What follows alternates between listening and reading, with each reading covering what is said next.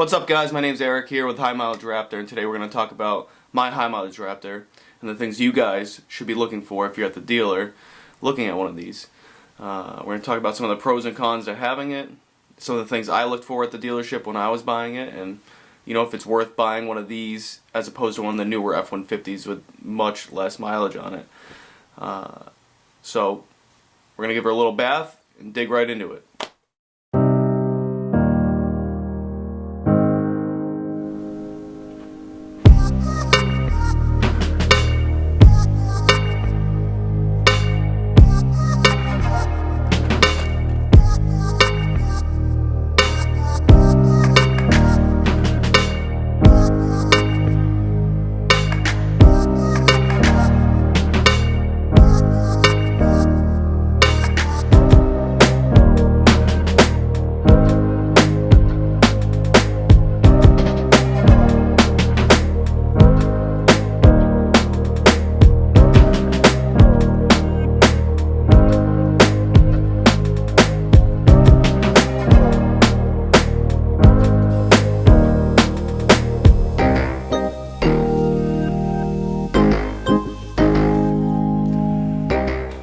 What's up, guys? Today we're going to talk about if you guys should buy one of these high mileage Raptors. I'll talk about some of the things that I looked for at the dealership when I was buying mine, and hopefully help you guys make a good decision on whether or not you should get one. Mine has 101,000 miles on it. It's a 6.2 liter 2011, and so far it's been pretty good for me. Ironically, as I'm filming this video, I just picked it up last night from getting one of the wheel bearings done. Other than that, I haven't had any problems with it whatsoever. So some of the things we need to talk about are like what you're going to look for, what problems they might have when you're looking at them with this type of mileage. So guys, some of the biggest things you want to look for on these trucks, in a lot of ways it's not any different than what you're going to be looking at any other used truck you look at. So like engine oil, overall condition, how it's been treated. You can tell a lot from the interior of these things. And the biggest thing is you want to just confirm and make sure that it hasn't been beaten the shit out of. Now from the factory, everybody says like these are built to jump. Other than that video we all see on YouTube with the guy jumping 80 feet in the air and landing and having the airbags go off, I don't think they were really used for that as much as everybody thinks. They were $50,000, $60,000 when they were brand new, and I don't think people were spending that type of money and taking them right out to the motocross track. So I don't think they were beaten on as much as everybody thinks. But there's a couple of things you can look for to make sure that they weren't beaten like that. So a couple of things that you definitely want to look for are like suspension components. You can see the bump stop, see if it's been bottomed out before, if they're damaged or missing. When these get bottomed out real bad, the bump stops can actually disintegrate, pop off, and show damage. So that's one of the things you want to look for. The suspension components, you can see if like the shocks are leaking, anything like that. The skid plates, easy way to tell if it's been taken off road. Any scrapes, dings, dents, stuff like that. And the Carfax, like any other car, is just good to take a peek at. So like this had no accident reports on it whatsoever. It showed some of the work history, stuff that was done to it, and that it was a single owner, and it was actually commercially registered. So for me, that didn't make it too hard of a decision. One owner, commercially owned, so I figured it was a business owner, something like that, and he just used it to go back and forth to his job, whatever it was. Even the truck bed in this isn't beat up at all, so I wasn't really concerned with him using it for work. Now some of the pros and cons to owning one of these. It's built to be like a heavy duty truck. It's not like an F-350 or anything like that, but from the ground up it has some much more heavy duty parts on it. Like all the suspension components are much more heavy duty, and they're built to last. For the exception of that wheel bearing that just blew on me, everything else has lasted up pretty well.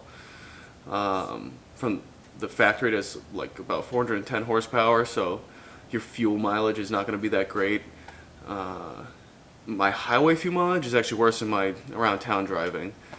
If I'm just doing back roads and stuff like that, I can get 15, 16, 18. if I'm babying it, but on the highway it drops down to like 13 or 14, which, you know, it's kind of the price you pay to have a vehicle like this. The newer Raptors, the newer version with the EcoBoost has, I think, around 450 horsepower, but it is the V6. So, you know, everybody has their opinions with those engines. I think that they're both very reliable. I prefer the sound of a V8, although the EcoBoost, they don't sound that bad, so you're really not losing too much there. As far as the interior of the truck, it's held up very good for 101,000 miles. You can see there's no tearing or anything like that along the seat cushion here, but the cushion is like compressed a little. It still has plenty of support and it's not tearing up at all. Even the bolster's in good condition. The interior of this truck's held up really well. Like I said, the seat's still in great condition. The only thing that I've really noticed over time has been the steering wheel here, so a little bit of wear right here. It's not falling apart or anything like that, but just a little bit of wear. To be expected with a vehicle with 101,000 miles on it. So the package with this truck came with the tow package, heated seats, so I don't have the air-conditioned seats, and just the basic Sony stereo package. So it still has a very good stereo system, but it is not the best one that is out there. All of the Raptors have the off-road selector switches down here, along with the rocker switches. And from the factory, none of these switches actually do anything,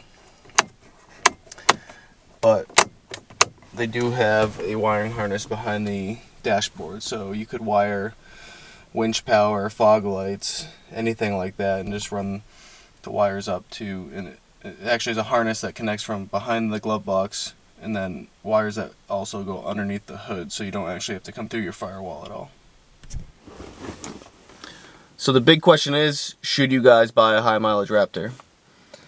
It's going to be completely up to you guys and your opinion of it. So a lot of my good friends have the newer F-150s. They have way less mileage on them. They're a little bit better on fuel. They have the EcoBoost motor in it. And you know, they use it for driving back and forth to work, which is fine. I have always wanted one of these Raptors since the day they came out. So when they actually came into my price range, even though they do have higher mileage, it was something I was definitely interested in. If that's something that you guys are looking for, I think it's the time to move in on one of these. They're coming to our price range. They're having right around 100,000 miles on them, depending on, you know, where you're looking. I bought mine with about 85,000 miles, and now it's at 101. So you're going to get pretty good reliability out of them, even with 100K on them. That 6.2 motor is a solid motor. It's going to last for 200K. I have no issues with that. I'll probably be looking at doing that other wheel bearing at some point, but all the half-ton trucks that I've had to replace the wheel bearings right around that mark. So it wasn't something that really caught me off guard. Plus, it was actually covered under the extended warranty that I got on this. So if you are buying one of these high mileage and the dealership does offer you extended warranty, I think it's something to definitely consider, because, you know, depending on the package that you buy for the warranty, it's actually going to cover like the shocks, you know, the wheel bearings, the hub assemblies, stuff like that. And those are some of the bigger buck items that might blow. Like, I think one of the rear shocks for this was like $700 or something like that, which is what swayed me to get the warranty, because I normally wouldn't buy an extended warranty on a vehicle like this, but just the suspension components alone are so expensive. I wanted to make sure that they were covered in some way. So there's pros and cons to both. You know, ultimately it was just because the Ford Raptor was my dream car, and I was finally able to make that happen. So I don't see myself getting rid of this for a long time. I'm probably going to keep it for quite a while, and we'll see how she does with even higher mileage, and I'll keep you guys updated. That's pretty much going to do it for us today, guys. If you guys have any questions about buying one of these high mileage Raptors, you know, please let me know. I'd be happy to answer anything, and hopefully keep you guys in the loop as I rack up some more miles on this and see how she goes. So if you guys like the video, you guys know what to do. Thank you. And I think one thing we do have to do real quick is hop in the high mileage Tacoma and give the driveway a little scrape. It's slipping getting into the garage here, so. Alright, let's see if the old girl starts up.